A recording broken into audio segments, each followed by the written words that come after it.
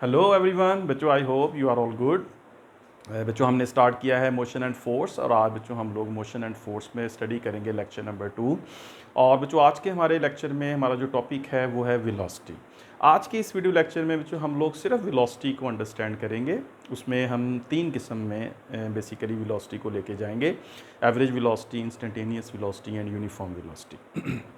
तो वेलोसिटी का जो बच्चों बेसिक कॉन्सेप्ट है, आज के इस वीडियो लेक्चर में हम उसको रिकॉल करेंगे, उसको रिफ़्रेश करेंगे और उसकी अंडरस्टैंडिंग डेवलप करेंगे। अंडरस्टैंडिंग बच्चों जब हम बनाएंगे तो ये अंडरस्टैंडिंग हमें जो है वो हेल्प करेगी नेक्स्ट जब हम इस चैप्टर में आगे बढ़ेंगे मोशन एंड फोर्स में, जब हम लोग equations of motion, Newton laws of motion और प्रोजेक्टाइल मोशन वगैरह स्टडी करेंगे तो उसमें वेलोसिटी के कॉन्सेप्ट को अच्छी तरह से आना हमारे लिए ज़रूरी है। तो आज के इस वीडियो लेक्चर में सिर्फ हम वेलोसिटी ही स्टडी करेंगे, ठीक है बच्चों। तो वेलोसिटी जो है फिज़िक्स में बच्चों ये एक फ़िज़िकल क्वांटिटी है और फिज़िकल क्वांटिटी में ये एक वेक्टर क्वांटिटी है, ठीक है। इस तरह से हम अपने लेक्चर को स्टार्ट करेंगे। लास्ट लेक्चर में बच्चों हम लोगों ने डिस्प्लेसमेंट के बारे में डिटेल स्टडी की थी। तो displacement is a physical quantity और फिर उसकी डिटेल मैंने आपको एक्सप्लेन की। तो स्टार्ट करते हैं बच्चों हमारे आज के लेक्चर को। तो वेलोसिटी जो है that is a physical quantity in physics. और जैसा कि आप लोग बच्चे जानते हैं कि जो वेलोसिटी है फिज़िकल क्वांटिटी, तो चले मैंने लिख दिया कि है। अब फिज़िकल क्वांटिटीज़ दो तरह की होती हैं बच्चों, उसमें स्केलर होती हैं और दूसरी वेक्टर होती हैं। तो वेलोसिटी जो है ये बच्चों हमारे पास वेक्टर क्वांटिटी होगी, जिसका मतलब ये है बच्चों कि इसके लिए हमें एक नंबर बताना होगा। वेलोसिटी की डिस्क्रिप्शन के लिए एक नंबर होना चाहिए, वेलोसिटी की डिस्क्रिप्शन के लिए एक यूनिट इसके साथ होना चाहिए और बच्चों हमें कुछ ना कुछ डायरेक्शन भी बतानी होगी किसी ऑब्जेक्ट की वेलोसिटी को कम्प्लीटली एक्सप्लेन करने के लिए। तो overall number, unit and direction जो है ये 3 चीज़ें चाहिए वेलोसिटी को। उसमें फिर बच्चों नंबर और यूनिट जो है आपको पता है उसको हम लोग कंबाइंड जो है वो मैग्नीट्यूड बोलते हैं और उसके बाद फिर बाकी जो बच जाता है वो है डायरेक्शन। तो बच्चों अब हमारे पास 2 चीज़ें हो गई वेलोसिटी में, मैग्नीट्यूड और डायरेक्शन, या यूँ कह लें बच्चों कि नंबर, यूनिट एंड डायरेक्शन। अच्छा बच्चों, जो वेलोसिटी है उसको हम डिफ़ाइन करें अगर वेलोसिटी को इन अ सिंपल वे और डिफ़ाइन करना चाहें तो हम ये कह सकते हैं बच्चों कि velocity is actually, velocity is total change, velocity is total change in displacement of a body in a given time, in a given time t फ़र्ज़ कीजिए। तो बेसिकली बच्चों जो वेलोसिटी है जब हम इसको डिफ़ाइन करते हैं तो हम कहते हैं कि ये चेंज इन डिस्प्लेसमेंट है इन सम टाइम टी। जब कोई बॉडी मूव करता है बच्चों अपनी इनिशियल पोजीशन से फाइनल पोजीशन पर, तो हमने पढ़ा था कि उसका डिस्प्लेसमेंट चेंज होता है, उसका डिस्टेंस चेंज होता है और उसमें फिर डिस्प्लेसमेंट तो एक बड़ी स्पेसिफिक टर्म हो जाती है। फ़र्ज़ कीजिए बच्चों कि हमारे पास किसी प्लेन में, जैसा कि हमारे पास है एक एक्स वाई प्लेन, इसको ले लेते हैं X axis and Y axis. लेते हैं बच्चों हम ये कि एक बॉडी है वो एक पोजीशन ए पर है और वहाँ से वो मूव करके एक पोजीशन बी पर चला गया। तो जब बच्चों हम डिस्प्लेसमेंट कह देते हैं तो इसका मतलब है कि हम बड़ी स्पेसिफिक बात कर रहे हैं। जब हम कहेंगे कि ए से बी तक कोई बॉडी गया है और उसने कुछ डिस्प्लेसमेंट किया है, तो दैट मीन्स कि वो बॉडी जो है वो स्ट्रेट मूव किया है from point A to B. फिर ही बच्चों उसमें बनेगा एक डिस्प्लेसमेंट वेक्टर, ठीक है, डी बनेगा, हमने पढ़ा। इसमें ये नहीं हो सकता कि कोई बॉडी कहीं से भी चला जाए, ए से बी की तरफ किसी और किसी भी पाथ से चला जाए, वो नहीं होगा डिस्प्लेसमेंट, राइट। तो displacement means it is very specific कि इसने ए से बी तक एक स्ट्रेट पाथ पे ही मूव करना है। तो वेलोसिटी जो है बच्चों ये रिलेट होती है डिस्प्लेसमेंट से। पहले तो आपने ये ज़हन में बिठाना है कि वेलोसिटी के लिए हम कोई भी डिस्टेंस जो है वो नहीं ले सकते। वेलोसिटी के लिए कोई भी डिस्टेंस लेके हम उसकी कैलकुलेशन नहीं कर सकते। वेलोसिटी जो है उसकी कैलकुलेशन या वेलोसिटी की जो अंडरस्टैंडिंग है वो डिस्प्लेसमेंट के साथ होगी। तो यही मैंने लिखा है कि velocity is total change in displacement of a body in a given time T, या velocity is a change in displacement of a body in a given time T. तो किसी टाइम में हम देखते हैं कि किसी बॉडी का डिस्प्लेसमेंट कितना चेंज हुआ, तो वो जो डिस्प्लेसमेंट है उसको टाइम के साथ जब हम रिलेट कर देते हैं तो दैट बिकम्स वेलोसिटी। अब देखिए बेटे, कोई बॉडी जो है वो ए से बी तक मूव किया है और ए से बी तक मूव करते हुए उसने डिस्प्लेसमेंट डी कवर किया है, और ये डिस्प्लेसमेंट डी जो है वो उसने 1 सेकंड में मूव किया, तो या 2 सेकंड में मूव किया या 3 सेकंड में मूव किया, तो डिस्प्लेसमेंट तो उसने सेम किया है ए से बी जाते हुए, लेकिन उसकी जो ड्यूरेशन है इस डिस्प्लेसमेंट को करते हुए वो डिफरेंट है, 1 सेकंड, 2 सेकंड, 3 सेकंड। तो डिस्प्लेसमेंट को जब हम टाइम के साथ रिलेट कर देंगे तो कितना डिस्प्लेसमेंट हुआ है टोटल बॉडी ने मूव किया है और उसको कितने टाइम में उसने जो है उसको मूव किया है उस डिस्प्लेसमेंट को, तो इसके लिए जो नई फिजिकल क्वांटिटी हम बनाते हैं that quantity is called velocity. ठीक है, सो वेलोसिटी जो है जब इसकी बात होगी बच्चों तो फ़ौरन आपके ज़हन में जो चीज़ आनी चाहिए वो ये आनी चाहिए कि व्हाट इज़ डिस्प्लेसमेंट, यहाँ डिस्प्लेसमेंट में कितना चेंज आया है या डिस्प्लेसमेंट कितना हुआ है, या किसी बॉडी का टोटल डिस्प्लेसमेंट है क्या, और फिर उसने वो डिस्प्लेसमेंट कितने टाइम में लिया है, तो that two things are related as velocity. ठीक है, तो velocity is always related with displacement and time. तो डिस्प्लेसमेंट देखेंगे तो विद रिस्पेक्ट टू टाइम तो दैट कॉल्स वेलोसिटी। तो डिस्प्लेसमेंट में भी बड़े स्ट्रिक्ट माइंड के साथ आपने ये देखना है कि डिस्प्लेसमेंट जो है that is not a any distance, displacement is a straight line distance from initial position to final position. जैसा कि बच्चों आप ये देखें, आप एक छोटी सी सिचुएशन है कि जिसमें एक बॉडी ए से बी पॉइंट पर आया है और उसका जो टोटल डिस्प्लेसमेंट उसने किया है या जो डिस्प्लेसमेंट उसने किया है ए से बी तक वो डी है। तो यहाँ पे अगर हम ये देखना चाहें कि ए से बी तक जाते हुए बॉडी की वेलोसिटी क्या रही, तो उसके लिए हमें दूसरी चीज़ जो रिक्वायर है वो ये कि टाइम कितना लगा उसको ए से बी तक जाते हुए। तो लेट से जो इसको जो टाइम लगा दैट इज़ टी। तो वी डिफाइन, अब इस सिचुएशन में यहाँ पर हम लोग जो है ये डिफाइन करेंगे, we define velocity as, in this case जब ए से बी जाएगा तो इस केस में जो वेलोसिटी होगी उसको जो हम डिफाइन करेंगे तो that will be V A V, right, vector quantity है, इसके ऊपर वेक्टर साइन डालेंगे तो V A V, right. So this A V means average, so this velocity will be an average velocity and that is equals to D upon T. तो यहाँ से बच्चों हम वेलोसिटी की कैलकुलेशन करेंगे and that will be average velocity. इसके concept को develop करते हैं।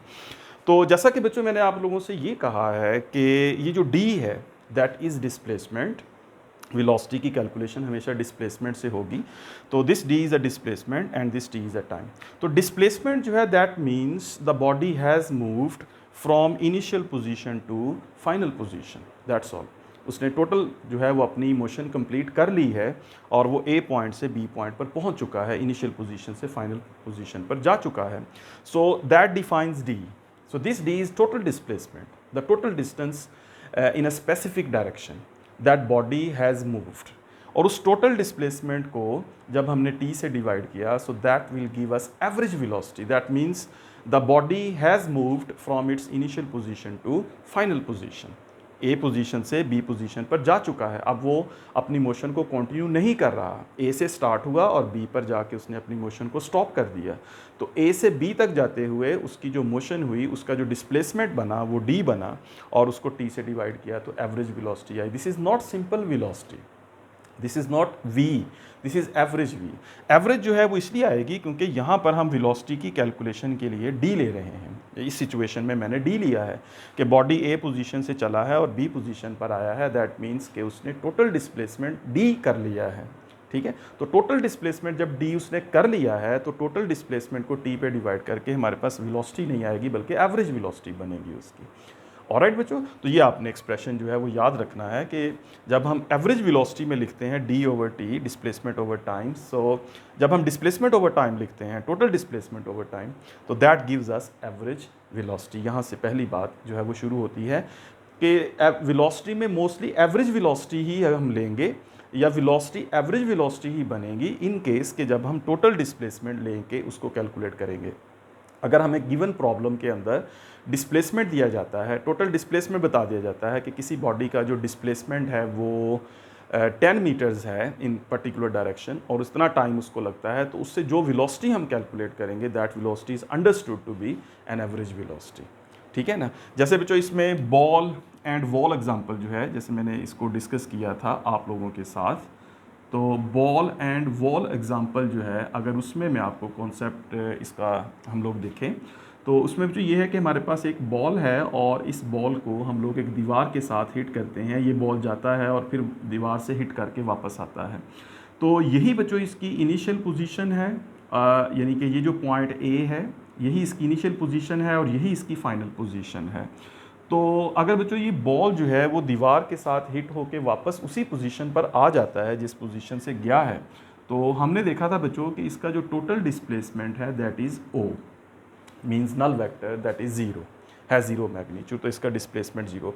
अब यहाँ पे बच्चों अगर मैं इसकी एवरेज वेलोसिटी कैलकुलेट करूँ, so the average velocity equals total displacement over time. अब इसमें बच्चों इसमें यह है कि नल वेक्टर यानी कि टोटल डिस्प्लेसमेंट ज़ीरो हो गया और टाइम इसमें लेट से कि टी लगा, तो we will get the answer equals null vector. ये यूँ कहें कि जो मैग्नीट्यूड ऑफ एवरेज वेलोसिटी होगा दैट विल बी ज़ीरो। ठीक है बच्चों। तो बॉल जब वॉल के साथ हिट करके वापस उसी पोजीशन पर आएगी तो उसका जो टोटल डिस्प्लेसमेंट कवर है वो ज़ीरो है, क्योंकि हमने पढ़ा था कि टोटल डिस्प्लेसमेंट जो है, डिस्प्लेसमेंट जो है, ये total displacement that is actually change from initial to final position. तो इनिशियल पोजीशन ए है और बॉल वहाँ से हिट करके वापस ए पर आ जाता है, तो फाइनल पोजीशन भी वही है, तो that means the change in position is nothing. फिर इनिशियल और फाइनल पोजीशन सेम है तो डिस्प्लेसमेंट इज़ ज़ीरो। तो डिस्प्लेसमेंट ज़ीरो है तो that means average velocity will be zero, right. तो ये हमने इसमें देखना है, जितना भी इसको टाइम लगेगा तो इसकी एवरेज जो वेलोसिटी है वो ज़ीरो बनेगी। इस तरह से बच्चों एक दूसरी एग्जांपल जो हम देखते हैं एक सर्कुलर मोशन वाली, फ़र्ज़ कीजिए कि अगर कोई बॉडी एक सर्कुलर मोशन करता है और इस सर्कुलर मोशन में इसका रेडियस r है और ये पोजीशन a से चलता है और पोजीशन a से चलता हुआ ये बॉडी वापस a पर आ जाता है। तो A से चला और वापस ये A पोजीशन पर आ गया, तो इस केस में जो इसका जो टोटल डिस्प्लेसमेंट बनेगा d that is equals to null vector that is equals to zero magnitude. उसका ज़ीरो मैग्नीट्यूड बनेगा डिस्प्लेसमेंट का, A से चल के वापस A पर आ जाए। तो अगर आपसे पूछा जाता है what is its velocity, average velocity, that will be average velocity. जब A से चलेगा बॉडी और वापस A पर आएगा तो इनिशियल और फाइनल पोजीशन के दरमियान जो वेलोसिटी की कैलकुलेशन होगी that is always average velocity. तो इस केस में A से A आने पर जो उसकी एवरेज वेलोसिटी होगी that must be zero, because displacement जो है वो ज़ीरो है। फिर यही सिचुएशन बनेगी, इसमें A से वापस A पर आएगा, डिस्प्लेसमेंट ज़ीरो है, जितना भी टाइम लगेगा उसको डिवाइड करेंगे टाइम पे, वी विल गेट ज़ीरो और null vector nothing, so it's average velocity is zero. तो बच्चों जब भी ये होता है, जब भी ये सिचुएशन बनती है कि हम वेलोसिटी की कैलकुलेशन करते हैं और वेलोसिटी की कैलकुलेशन में हम लोग ये देखते हैं कि बॉडी ने इनिशियल से फाइनल पोजीशन तक कितना डिस्प्लेसमेंट किया और उसको जब टाइम से डिवाइड करते हैं तो we always get average velocity. ठीक है, समझ आ गई बच्चों बात की इस पॉइंट की? ऑलराइट। अच्छा, अब इसमें बच्चों ये है एक प्रॉब्लम, अब यहाँ पे ये है कि जब हम एवरेज वेलोसिटी कैलकुलेट करते हैं किसी ऑब्जेक्ट की, जैसा कि अभी मैंने कैलकुलेट की बॉल और वॉल की एग्जांपल में, बॉल एंड वॉल एग्जांपल में, और जैसा कि मैंने ये सर्कुलर मोशन की एग्जांपल में वेलोसिटी कैलकुलेट की, एवरेज वेलोसिटी, उसमें बच्चों ये प्रॉब्लम है हमारे लिए, एक पॉइंट है हमारे लिए, और वो पॉइंट जो है वो ये है कि we can not actually understand या describe, we can not actually describe the motion of an object, right? या यूँ कह लें बच्चों कि sometimes we cannot find the actual motion of an object। मसलन इसमें बच्चों हम ये नहीं कह सकते we cannot describe average velocity से, we cannot describe whether the motion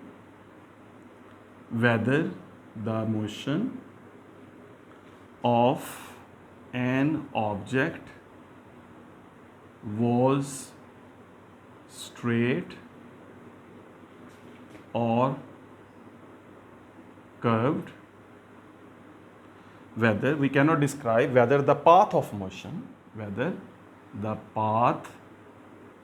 motion of an object was straight or curved, or we cannot describe, similarly we cannot we cannot describe whether the motion of an object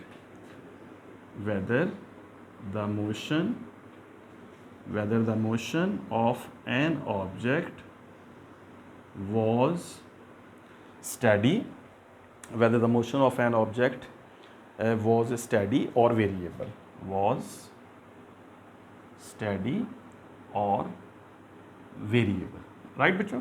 इस तरह से velocity की calculation करने में, जब हम इस तरह से वेलोसिटी की कैलकुलेशन करते हैं तो दीज आर टू प्रॉब्लम्स, ठीक है बच्चों। जब हम एवरेज वेलोसिटी निकाल लेते हैं किसी बॉडी की तो उसके साथ दो प्रॉब्लम्स जो हैं वो अटैच होती हैं, और वो प्रॉब्लम जो है बच्चों ये है कि हमें ये नहीं पता होता कि किसी बॉडी का जो पाथ ऑफ मोशन है वो स्ट्रेट रहा या कर्व्ड रहा, राइट। एवरेज वेलोसिटी आ गई। एवरेज वेलोसिटी की जो कैलकुलेशन है वो बच्चों हम करते हैं डिस्प्लेसमेंट से, और जब हम लोग डिस्प्लेसमेंट से वेलोसिटी की कैलकुलेशन करते हैं तो displacement does not show the actual path of motion. Displacement में तो बच्चों ये है कि अगर कोई बॉडी जैसे भी मूव किया है हमने तो उसका स्ट्रेट पाथ लिया है, ठीक है ना। यानी बच्चों ये है कि डिस्प्लेसमेंट को आप जानते हैं कि displacement does not means any path. देखें, अगर कोई ऑब्जेक्ट, इसको दोबारा से देखते हैं कि अगर बच्चों कोई ऑब्जेक्ट ए पोजीशन से बी पोजीशन पर गया है तो it can adopt different paths, right. इस तरह से जा सकता है, या वो बॉडी इस तरह से मूव कर सकता है, या वो बॉडी इस तरह से मूव कर सकता है, पाथ 1, पाथ 2, पाथ 3। तो लेकिन जब हम ए से बी तक डिस्प्लेसमेंट लेते हैं तो उसमें बच्चों हम पाथ 1, 2 और 3 नहीं लेते, बल्कि उस केस में हम लेते हैं path straight from A to B, that is D. तो एवरेज वेलोसिटी की जो कैलकुलेशन है वो तो डी से होगी, या वेलोसिटी की कैलकुलेशन तो हमेशा डिस्प्लेसमेंट से होगी। तो जब जो हम डिस्प्लेसमेंट लेंगे फ्रॉम ए टू बी तो डिस्प्लेसमेंट से हम वेलोसिटी की कैलकुलेशन करेंगे जो कि एवरेज वेलोसिटी बनेगी।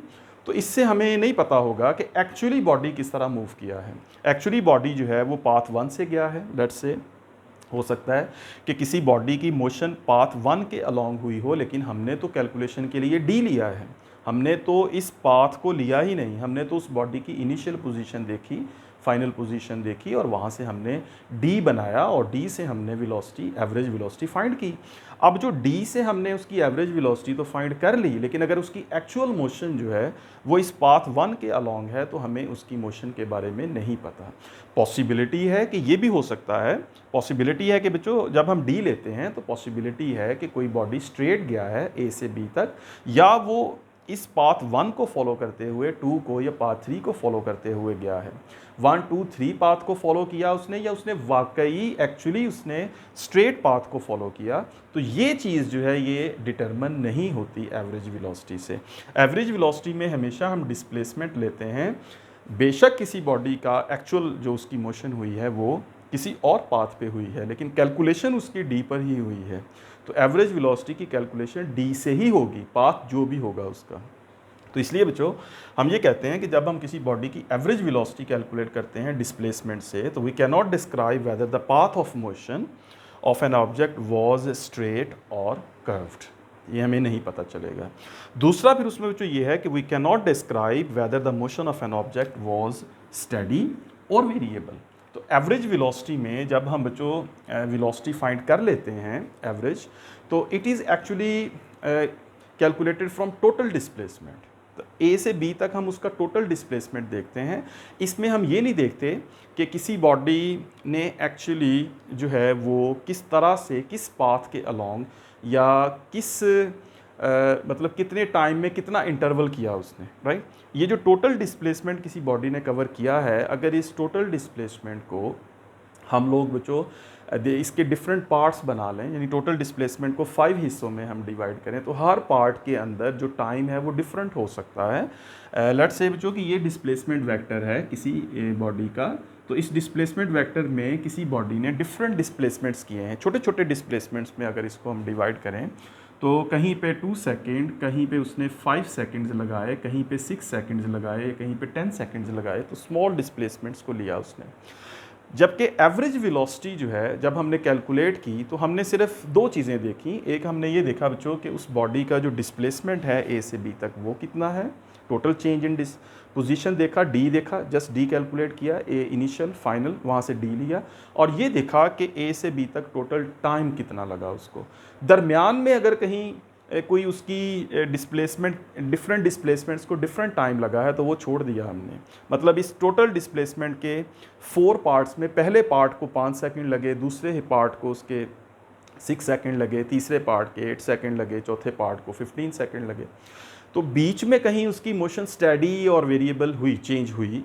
कुछ डिस्प्लेसमेंट जो है उसने जल्दी कवर किया, पार्ट ऑफ डिस्प्लेसमेंट कुछ उसने देर से किया। तो ये चीज़ जो है ये चीज़ हमें अनक्लियर है कि उसकी जो मोशन है वो स्टेडी हुई है या उसकी मोशन जो है वो वेरिएबल रही है। तो ये चीज़ भी अनइन्फॉर्म्ड हो जाते हैं हम इसके बारे में कि किस तरह से उसकी जो मोशन है वो चेंज हुई या नहीं हुई।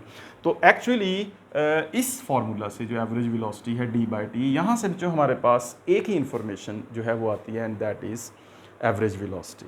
और वो है कि टोटल डिस्प्लेसमेंट कितना किया और उसके इनिशियल से फाइनल जो है उसको टोटल टाइम कितना लगा, तो इसको डिवाइड करके वी गेट एवरेज वेलोसिटी। तो ये जो फार्मूला है या जो वेलोसिटी का कॉन्सेप्ट है बच्चों, उसमें जो पहली बात आप लोगों ने अंडरस्टैंड की कि वेलोसिटी की जो कैलकुलेशन है वो हमेशा हम लोग करते हैं डिस्प्लेसमेंट से।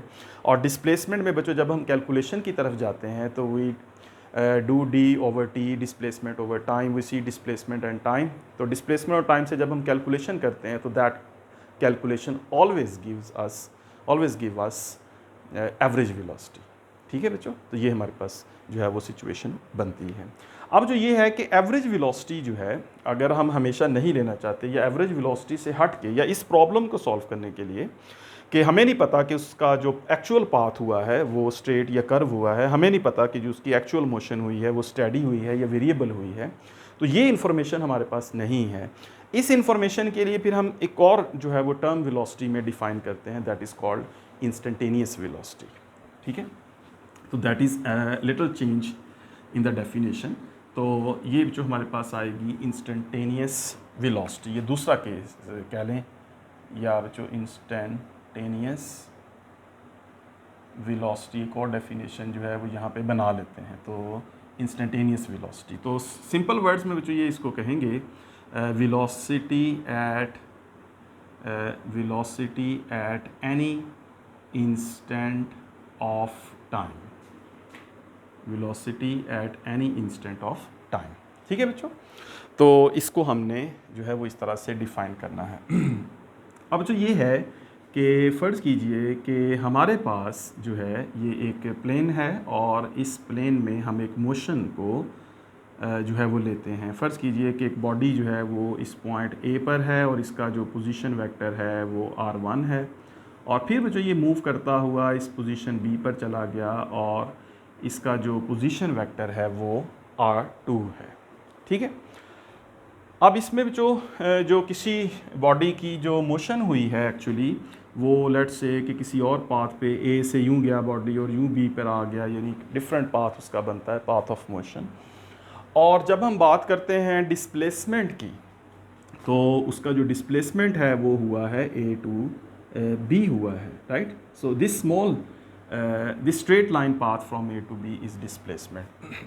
अब जो इंस्टेंटेनियस वेलोसिटी है, तो इंस्टेंटेनियस वेलोसिटी का मतलब ये है कि हमने किसी एक पॉइंट पर वेलोसिटी बतानी है। जैसे कि ये सिचुएशन मैंने ऐसे बनाई है, तो यहाँ पे हमारे पास 2 पॉइंट्स हैं ए और बी। तो इसमें अगर मैं पॉइंट ए पर वेलोसिटी लेता हूँ तो that will be instantaneous velocity, उसको कहेंगे वेलोसिटी एट पॉइंट ए।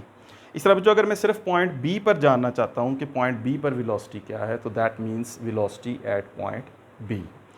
अब जो वेलोसिटी है वो कैलकुलेट होती है डिस्प्लेसमेंट और टाइम से। ठीक है, जैसा कि हमने कहा कि velocity is actually calculated from displacement and time.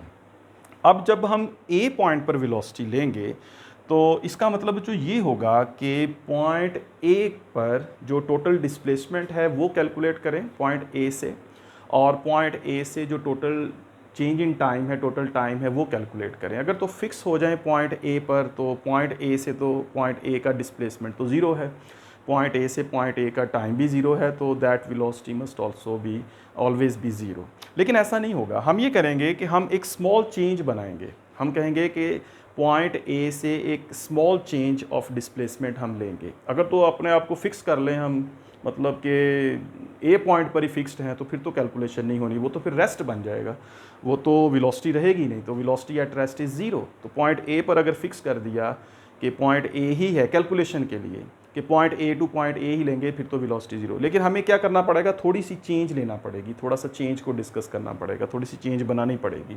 अगर फ़र्ज़ करें बच्चों कि ये ए और बी जो हैं, अगर इनको मैं क्लोज पॉइंट्स ले लेता हूँ, मतलब ये पॉइंट्स एक दूसरे के जो है वो क्लोज हैं, तो इनके दरमियान जो डिस्प्लेसमेंट है that will B delta D, ठीक है, उसको हम कहेंगे डेल्टा डी।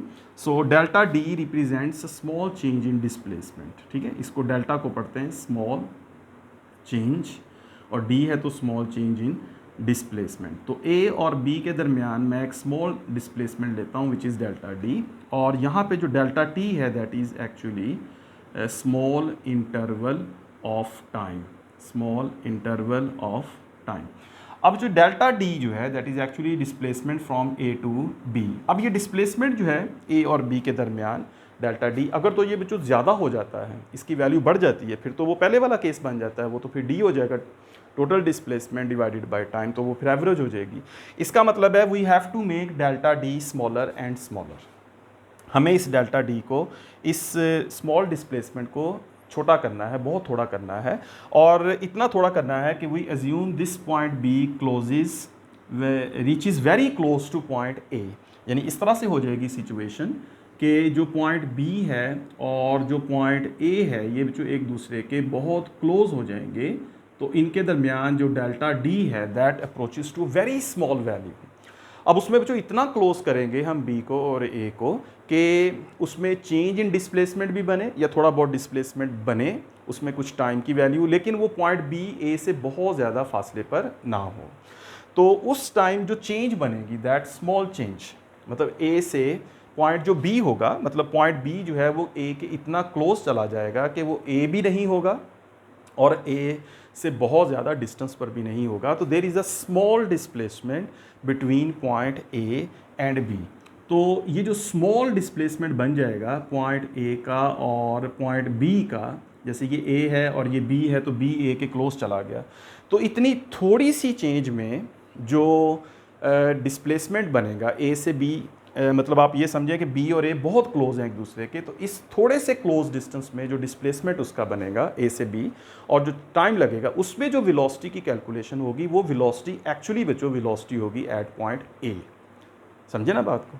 तो ए पर फिक्स नहीं करना हमने, ए से बी चेंज तो लेना है, डी तो लेना है, वेलोसिटी के लिए डी तो होना ज़रूरी है, डी के बगैर वेलोसिटी की कैलकुलेशन नहीं होगी। इसका मतलब ए भी होना चाहिए, बी भी होना चाहिए, इनिशियल पॉइंट होना चाहिए, फाइनल होना चाहिए। जब बॉडी की वेलोसिटी होगी तो वो ए से बी जाएगा, एक जगह से दूसरी जगह मूव करेगा। तो ए से बी जब वो जाएगा तो उसके लिए एक स्मॉल डिस्प्लेसमेंट होना चाहिए, लेकिन इंस्टेंटेनियस के लिए जो हम ये करते हैं कि बी और ए दोनों का डिस्प्लेसमेंट बहुत स्मॉल ले लेते हैं, एक्सट्रीमली स्मॉल ले लेते हैं, जो ज़ीरो के करीब है, ज़ीरो नहीं है, very small change in displacement.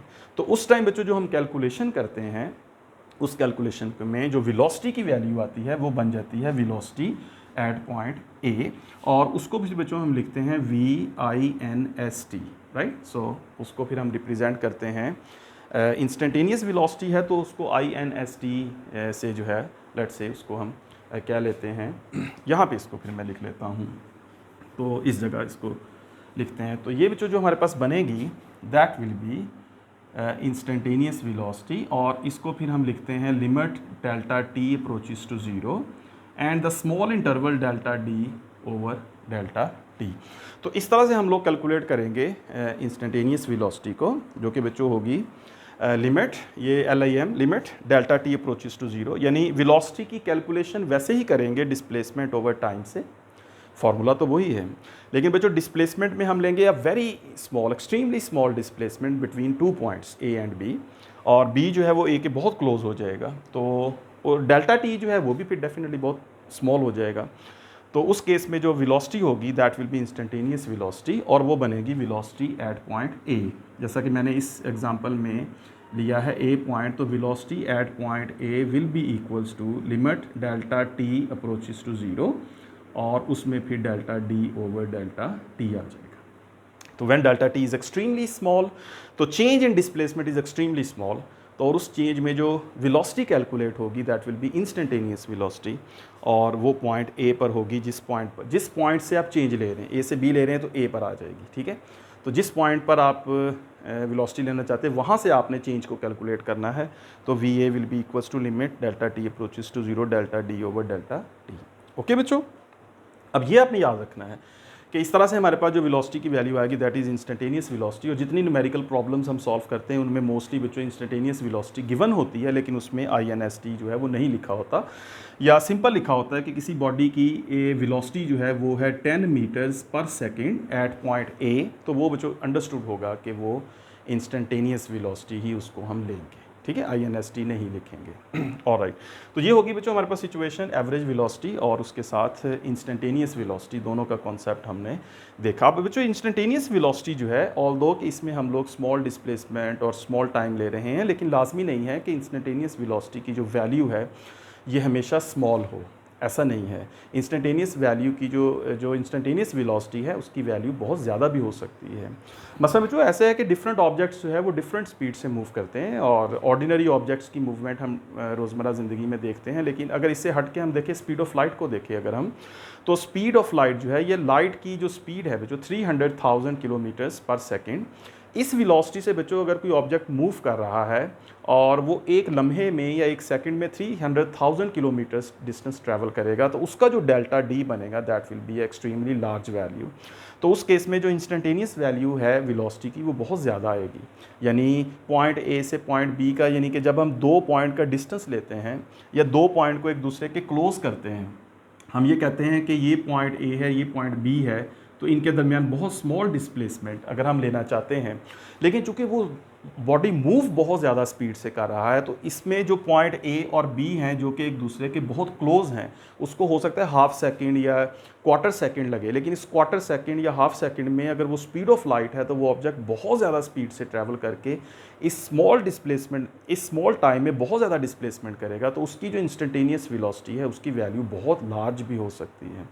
तो इंस्टेंटेनियस वेलोसिटीज़ जो हैं ये बच्चों स्मॉल वैल्यूज़ भी हो सकती हैं इनके मैग्नीट्यूड्स, और इसकी वैल्यू बहुत ज़्यादा भी हो सकती है, ठीक है बच्चों, ये वाला पॉइंट भी आप लोगों ने याद रखना है। इसके बाद बच्चों ये है कि अगर किसी बॉडी की इंस्टेंटेनियस वेलोसिटी चेंज नहीं हो रही, ये भी आपने याद रखना है, तो अगर किसी बॉडी की इंस्टेंटेनियस वेलोसिटी सेम रहती है तो दैट बिकम्स यूनिफॉर्म वेलोसिटी, ठीक है। तो आपने ये याद रखना है, no change in instantaneous velocity, no change in instantaneous velocity means uniform velocity, right. उसको फिर हम कहते हैं कि बॉडी की जो मोशन है वो यूनिफॉर्म है, राइट, चेंज ही नहीं हो रही। इंस्टेंटेनियस वेलोसिटी अगर सेम रहती है तो इट मीन्स कि बॉडी की वेलोसिटी चेंज नहीं हो रही और वो मूव कर रहा है यूनिफॉर्म वेलोसिटी से। ऑलराइट बच्चों, तो ये तीनों वेलोसिटीज़ जो हैं इसको आप लोगों ने याद रखना है, तीनों में डिफरेंस याद रखना है। और इसके बाद बच्चों आखिरी पॉइंट ये है कि magnitude of velocity is speed. जैसे मैंने यहाँ कहा था कि वेलोसिटी जो है that is magnitude, has magnitude and direction, number unit and direction. तो वेलोसिटी के साथ स्पीड जो है बच्चों ये दूसरी टर्म है जो कि स्केलर है, ठीक है। वेलोसिटी का ऑपोजिट जो है या दूसरी जो फिज़िकल क्वांटिटी स्पीड है वो स्केलर क्वांटिटी है, और स्पीड में सिर्फ दो चीज़ें देखते हैं, नंबर एंड यूनिट, उसमें डायरेक्शन नहीं देखते। तो इसलिए समटाइम्स वो एग्जामिनर कहता है कि magnitude of velocity is what, so magnitude of velocity is speed. Alright बच्चों, I hope it is all clear. अगर आपको अभी भी कोई कन्फ्यूजन है आप लोग कमेंट्स में या मुझे मैसेज सेंड कर सकते हैं। Thank you very much, take care, all the best.